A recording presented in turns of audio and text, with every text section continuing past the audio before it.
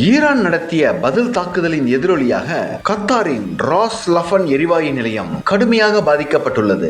இதனால் கத்தாரின் LNG ஏற்றுமதி திறன் சுமார் 17% வரை குறையும் வாய்ப்புள்ளது.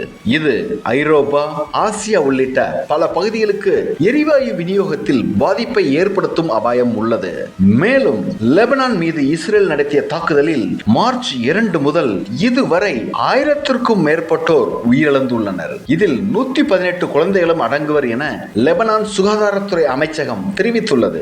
டொனால்ட் ட்ரம்ப் தலைமையிலான ஈரான் போருக்காக அமெரிக்க காங்கிரஸில் இருந்து $2000 பில்லியன் நிதி உதவி கோரியுள்ளது.